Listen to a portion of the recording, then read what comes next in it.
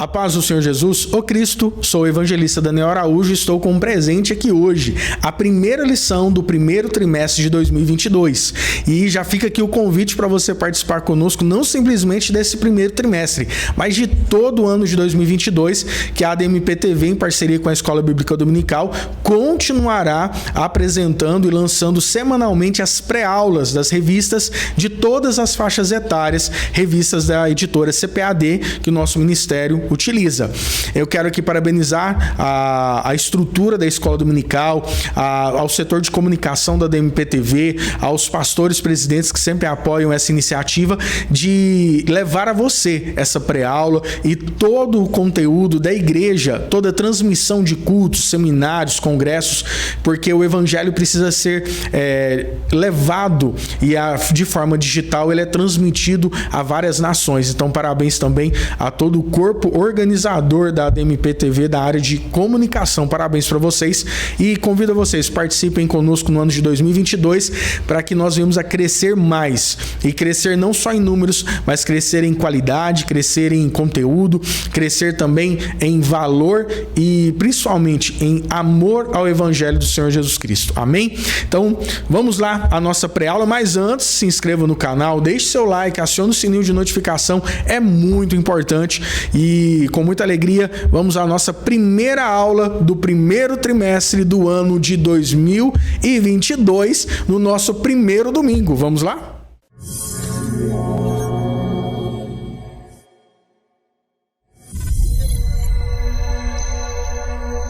Muito bem, nossa primeira aula tem por título Conhecendo o Evangelho de João. Conhecendo o Evangelho de João.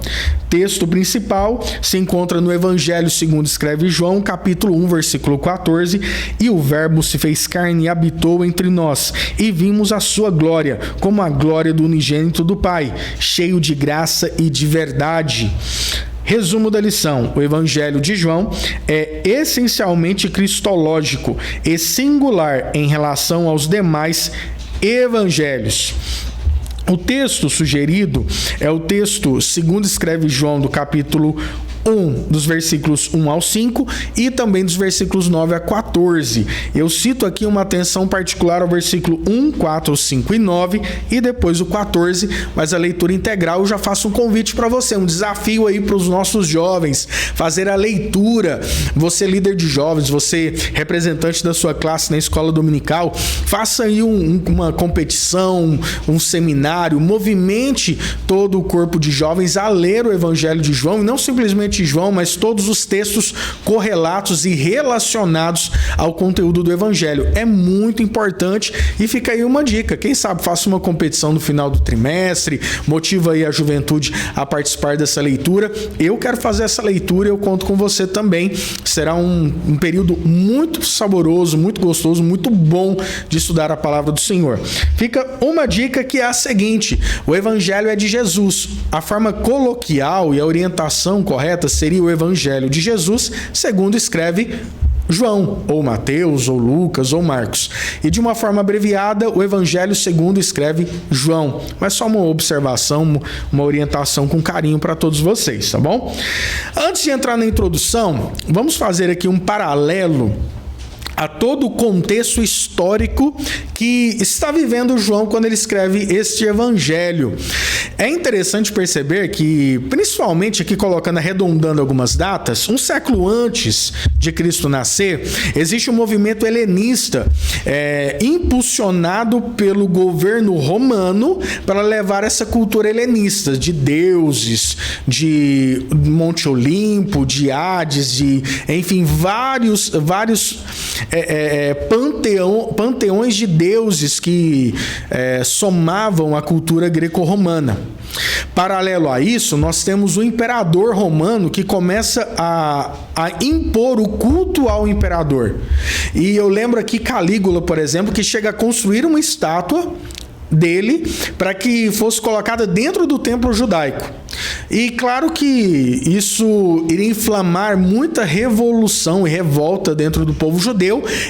Isso não acontece devido à morte de Calígula, mas o culto ao imperador, a partir desse ponto, ele começa a ser mais incentivado por Vespasiano, que destrói o templo e a cidade de Jerusalém, e por Domiciano, que fecha ali o primeiro século de governo do Império Romano.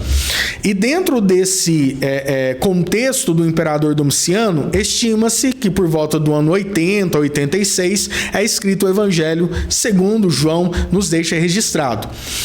Esse culto ao império, essa cultura helenista, esse costume de culturas ocultas, nós chamamos de gnosticismo. Depois, lá no final comecinho do segundo século, nós encontramos fatores históricos e denominamos esse contexto como gnosticismo. E a própria religião judaica, que depois de destruído o templo de Israel e na diáspora que acontece no ano 70 da era cristã, eles tentam fortalecer a sua identidade religiosa. E esse fortalecimento da identidade religiosa, ele inflama e impõe a depreciação do cristianismo. Por exemplo, dentro de alguns textos do cotidiano e da cultura judaica, eles chegam a descrever Jesus como sendo um incitador de rebeliões, um homem que se deitava com prostitutas, um homem que profanou a cultura judaica. Eles desconfiguram totalmente a santidade da pessoa de Cristo. João, nesse interim, ele motiva as pessoas a lerem a sua carta, ao seu evangelho, para que eles percebam que Cristo, ele é superior aos deuses romanos, superior aos costumes e às filosofias ocultistas, superior ao contexto da escritura que os judeus deixam dentro daquilo que era proferido ou comunicado entre eles, para defender Cristo como Deus. A partir desse contexto, nós também temos a teoria e a teologia, melhor dizendo, da Trindade. Esta que será, no terceiro século, oficializado como um dos principais pontos da teologia cristã. Acreditar no Deus Pai, Deus Filho e Deus Espírito Santo. E entendamos que o evangelho que era pregado naquele momento era o evangelho que ele tinha que enfrentar as oposições políticas e também ideológicas. E é interessante que em 12 anos, historiadores do primeiro e do segundo século mencionam que o evangelho sai da Palestina e chegam a regiões além das regiões da fronteira de Roma. Esse evangelho, ele em 12 anos, gente, ele sai daquele contexto de um homem que foi crucificado para que o continente europeu, o continente africano e o continente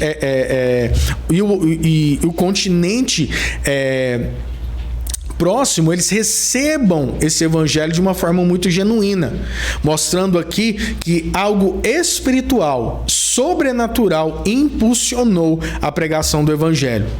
Essas escritas, da defesa da pessoa de Cristo, ela precisa ser interpretada por nós que Cristo, além de um fator histórico, ele também precisa formatar em nós algo genuíno, novo e verdadeiro.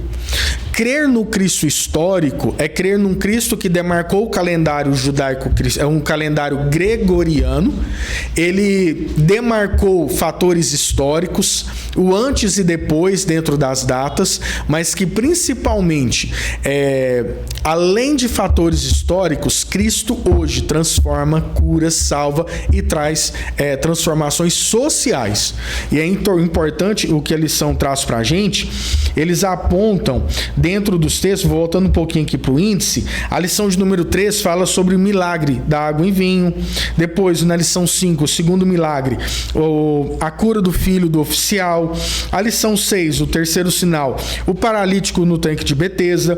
A multiplicação dos pães e peixes. Jesus anda sobre o mar. O sexto sinal, na lição 9, a cura de um cego de nascença. Depois, a lição 11 fala sobre o sétimo sinal, Jesus ressuscita Lázaro. Por fim, na lição 12, Jesus vence a morte. Quando João traz essas discussões para dentro daquele contexto da igreja primitiva, ele está mostrando que Cristo ele é superior a todo o panteão de deuses helenistas, da cultura greco-romana. É muito importante nós termos em mente que ele não está tentando provar, mas ele está mostrando a soberania e a autossuficiência que Cristo tem na sua divindade. Diferente de todos os outros deuses, Cristo ele é completo, ele vai agir na questão social, na questão do plantio, na questão da colheita, na questão da soberania sobre a morte, em vários aspectos que o panteão de deuses greco-romanos tinha um deus em específico. Jesus ele é superior a todos. É importantíssimo termos isso em nosso coração. E a soberania de Cristo sobre a vaidade e as características humanas, elas também continuam. Na parte introdutória, o escritor nos deixa alguns pontos aqui que eu quero trazer à nossa leitura, trazer aqui a nossa reflexão, extremamente importantes. Eu trago aqui, na introdução, uma das principais doutrinas da Bíblia, a doutrina de Cristo no Evangelho de João, é tema principal, enquanto Mateus, Marcos e Lucas enfatizam mais a humanidade de Cristo, em João Jesus é apresentado especialmente como o Filho de Deus, o Verbo encarnado. E é interessante a gente refletir sobre essa questão do verbo. O verbo, dentro da nossa linguagem, significa ação, estado ou fenômeno da natureza. E quando eu reflito que Cristo ele estava na criação, ele estava na manutenção e depois na continuidade, nas epifanias e nas manifestações tipológicas do Antigo Testamento, eu entendo que Cristo ele continuou acompanhando o desenvolvimento da humanidade. Entendamos outra coisa, que a revelação de Deus, ela é progressiva dentro da Bíblia. Ela não é feita de uma forma única e singular. Ele, diversos momentos, situações e necessidade, ele vai se revelando os seus atributos, comunicáveis e incomunicáveis, revelando as suas intenções. E aí, dentro da teologia, nós falamos que a revelação de Deus, e aí eu falo Deus, eu falo do Deus Pai, Deus Filho e Deus Espírito Santo, ela é progressiva. Ou seja, eu preciso interpretar as interações homem-Deus, Deus e homem, de Gênesis a Apocalipse. Eu não posso isolar textos ou contextos históricos, posicionar determinados milagres ou formas de relacionamento e criar ali uma doutrina isolada. Não é assim que funciona. A revelação ela é progressiva. Eu preciso entender ela de Gênesis a Apocalipse. E o Evangelho de João ele é riquíssimo porque ele se detém especialmente na revelação de Cristo. Cristo ele vai se apresentar como sendo o pão, a água, a porta. Então, para que eu possa entender a completude, eu preciso perceber a progressão da revelação e que Deus, ele trabalha na sua revelação de algo visível e menor para que ele transcenda em algo global e transcendente na sua revelação. Então ele vai partir do conhecimento e do domínio humano para revelar a sua intenção e soberania divina. Porque nós não conseguimos com os olhos humanos contemplar toda a grandiosidade do poder e do agir de Deus em nós. Então, Deus ele vai trabalhando em nós em doses homeopáticas, vamos se dizer assim, mas para que nós consigamos chegar a uma estatura, chegar a uma compreensão superior. Autor e época, nós já falamos um pouquinho. O discípulo amado João, filho de Zebedeu, irmão de Tiago, também discípulo de Jesus. O Evangelho segundo escreve Mateus, no capítulo 4, versículo 21. É o autor desse evangelho espiritual, como assim chamou Clemente de Alexandria. Nós já comentamos aqui sobre o período da escrita, que os historiadores estimam que seja entre 80 e 86 do primeiro século, e aqui eu reforço a última parte desse tópico. O que muito se destacava na vida de João, portanto, é a sua intimidade com Jesus. Lembrando que, logo após a escrita do Evangelho, João também já está se preparando para escrever o livro de Apocalipse. Lembrar as revelações do fim de todas as coisas. Lembrando que nós entendemos que esse período foi um governo de Domiciano, que ele impõe ali um culto à sua imagem, à sua pessoa, e João, ele é levado e preso. E também sabemos que essa perseguição não começa somente lá, ela já vem de outros momentos históricos no primeiro século. O segundo tópico, o apóstolo do amor. Entre os anos 80 e 86, a revista traz pra gente que tem essa brecha de 80 até 95 depois de Cristo, o período da escrita. Muitas heresias foram forjadas pelo judaísmo, que tentou se restabelecer após a diáspora ocorrida depois do ano 70, eu já comentei na introdução. Dentre os falsos ensinamentos destaca-se o que negava a divindade de Jesus. Tanto o judaísmo quanto a cultura greco-romana, aí por uma visão platonista, dualista, em que fala que existe o reino temporal e um reino transcendente, que seria das ideias, das hipóteses, das reflexões. Os greco-romanos e os próprios judeus, eles falavam que a carne, o corpo, ela era a pior das substâncias que existiam na Terra. E quando falava-se de ressurreição corpórea de Cristo, isso chegava a soar de uma forma negativa aos ouvidos dos intelectuais da época.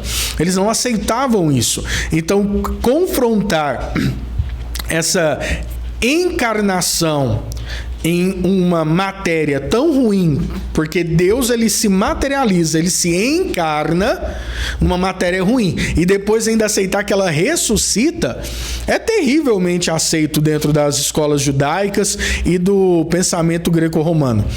É interessante que Paulo, ele entra nessa discussão falando que nós teremos um corpo glorificado, transformado. Aqui, tanto Paulo quanto João e os outros apóstolos não querem confrontar as ideologias daquele contexto. Eles querem mostrar a realidade do agir milagroso de Deus na pessoa de Cristo. E é interessante nós entendermos todo esse contexto. Por exemplo, o gnosticismo dualista, ele falava que existia dois reinos. Existiam os reinos temporais e existiam os reinos transcendentes, ou da luz, ou aquele reino onde existia a existência dos deuses ou a existência do divino, e que era impossível a uma divindade pura e genuína migrar para o reino das trevas, que é o reino onde os homens estavam, e muito menos quem está no reino das trevas ir para o reino da luz. Então, o Evangelho de João, no capítulo 14, quando fala que eu já preparei o lugar, eu vou e eu volto, era loucura para aqueles homens. Mas Cristo fala que ele sim foi o ser, foi o Deus que ele migrou do reino temporal para o reino transcendente, do reino das trevas para o reino da luz. Os únicos seres que faziam isso eram os arcontes, que é uma espécie de anjo. Não vou me deter a essa discussão nesse momento. E o gnosticismo traz discussões muito grandes sobre a demonologia e a angelologia, trazendo características, elementos até extra-bíblicos de culturas esotéricas, culturas pagãs, culturas egípcias, para tentar criar ali sua estrutura de ideologia teológica, vamos dizer assim. Mas nada com fundamentação ou uma sistematização muito séria. É mais um compêndio de costumes daquela época. essa pregação do Cristo, que era do reino da luz, que veio para o reino das trevas, depois ele retorna, e depois ele retorna para levar os seus para lá, não era aceito, não era bem quisto, porque a materialização ou a matéria do corpo humano seria uma das piores substâncias que existiam. E fica então essa reflexão, por que é tão frisado a segunda vinda de Cristo em glória. E outro ponto bem interessante, que aí os evangelhos vão trabalhar, e também nas epístolas nós entendemos, e principalmente em Hebreus, fala-se que Cristo esvazia-se da sua glória. Quando nós refletimos sobre o esvaziar da glória de Deus na pessoa de Cristo, eu entendo que o atributo incomunicável glória, ele é retirado para que Cristo caminhe entre os homens. A segunda vinda de Cristo, e nós estudamos isso na lição passada, é a segunda vinda em glória, ou seja, aquele Deus, aquele Filho que foi esvaziado da glória, mas veio cheio de plenitude, e aí a gente vai discutir isso depois em um outro momento, porque Cristo não tem fobia, não tem pânico, não tem temores, porque ele era cheio da plenitude de Deus. Nele não existia sombra de dúvida, nele não existia sombra de medo ou resquício da natureza pecaminosa do homem. Ele é cheio de plenitude. Ele é morto, ressuscita, vai para a glória em corpo glorificado. Ou seja, o atributo glória retorna ao corpo material de Cristo. E isso é passado através de uma transformação do corpo temporário, ou corpo momentâneo que os homens possuem. E aí nós entendemos como que era discutido que o Deus do reino da luz veio para o reino das trevas. Dele é esvaziado a glória. Não querendo justificar ou fazer uma teologia de oposição, mas querendo que as pessoas entendessem a possibilidade e a realidade do amor encarnado de Deus na pessoa de Cristo. Eu estou falando encarnado, ok? O evangelista e apologista, que é toda essa discussão que nós estamos falando, e aí eu destaco, o seu evangelho tem esse duplo caráter, sobressaindo nele uma firme apologia da doutrina central da fé cristã, que é a pessoa de Cristo. Partindo agora para o segundo tópico da sua primeira sessão, a riqueza doutrinária do Evangelho de João. Primeiro momento, a cristologia e a trindade. Já falei um pouquinho, mas é bom sempre reforçar esse ponto aqui. A doutrina de Deus dentro da compreensão da trindade, um só Deus eternamente subsistentemente em três pessoas que, embora distintas, são iguais em poder, glória e majestade, conforme nossa declaração de fé. A Igreja Assembleia de Deus, ela possui uma declaração de fé. Dentro dessa declaração de fé, nós abstraímos também o conceito e a prática da trindade. E de onde nós tiramos ela? Do Concílio de Nicéia, organizado pelo governo romano no ano 300, por meados do ano 320 depois de Cristo, pelo imperador da época, que ele traz o cristianismo como religião oficial do império, e assim começa a discutir ali a formatação daquilo que é entender Deus. E dentro dessa discussão vem a trindade, e abstrai-se para isso muitos textos, e um dos textos que eles trazem é também o texto da declaração de João, do Evangelho segundo escreve João. Outro momento também é dentro do termo Elohim, utilizado em Gênesis capítulo 1. O termo Elohim, ele é um termo plural, mas não no plural no sentido de vários deuses. E em alguns momentos históricos até tentaram discutir que a religião judaica ela era politeísta por conta desse termo, mas não. Esse aspecto da visão homem para o Criador, para o Eterno, o termo Elohim, ele é no plural, uma forma plural de se você observar a partir dos atributos do Deus Eterno, o Deus Criador. O Cristo, o Deus Criador, no princípio ele estava, dele seria a centelha para a criação. Nós entendemos que ele participa de toda a criação, e depois, em outros momentos do Antigo Testamento, ele se relaciona com a sua criação, sabendo que ele é Deus. Depois, Cristo no Antigo Testamento vem falar sobre a parte da participação da criação, e eu ressalto aqui: Cristo, portanto, não foi um mero assistente junto ao Pai desde Adão, seja de forma teofânica, seja através de tipos, e o Deus Filho esteve presente em toda a antiga aliança, aguardando o tempo em que haveria de ser manifestado, encarnado, para a obra prometida ainda no Éden, de que o Filho do Homem, ele iria pisar com seu calcanhar na cabeça da serpente, a serpente lhe feriria o calcanhar, mas no final ele seria vitorioso. Desde o primeiro momento, tipologicamente, nós já percebemos a pessoa de Cristo sendo direcionada para o sacrifício do Calvário. Quando Adão e Eva pecam e eles tentam criar para si vestimentas para cobrir ali a sua vergonha, a sua nudez, depois Deus, ele mesmo pega pele de animais para que seja encoberto ali suas partes íntimas. Ali eu já tenho a tipologia da própria pessoa de Cristo, a tipologia sacrificial de Cristo, que seria necessário para que ele sim, o sangue dele, o corpo dele, o sacrifício dele sim seria capaz de cobrir o pecado do homem e o homem voltar a ter um relacionamento com o Deus Criador. Cristologia, sinais, sermões e declarações. Fechando aqui, então, a nossa lição, já partindo aqui para o final. A lição é muito interessante, então é bom vocês lerem ela integral. A gente se dispõe aqui a ter 30 minutos de uma proposta pedagógica aqui para vocês, para não ficar pesado, mas dar aqui um subsídio e alguma discussão mínima para você dentro da sua sala de aula na IBD.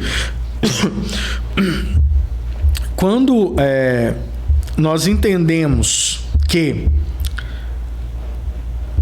a revelação de Deus ela é progressiva, a própria revelação de Cristo também é nos evangelhos. Vou deixar a foto aqui da capa da nossa lição para terminar ela. Então, esse âmbito de entender a Cristo, a sua natureza, a sua criação, entender como que ele é gerado dentro do ventre de uma mulher, é muito rico essa discussão. E é uma discussão muito salutar e necessária para todos os momentos, para todos os dias.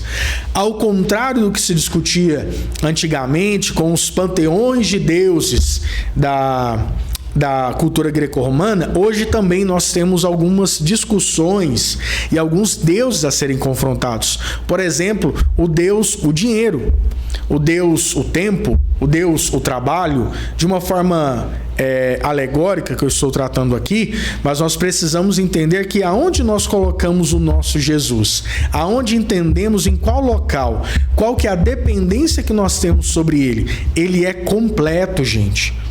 Ele é integral e ele quer morar e habitar em nossos corações. Assim como o escritor aos Hebreus nos disse que Cristo tabernaculou nos homens, ou seja, Cristo habitou em nossos corações.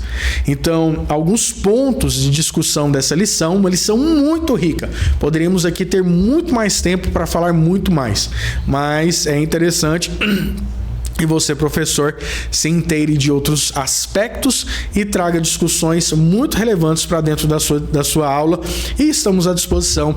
Então, Deus abençoe.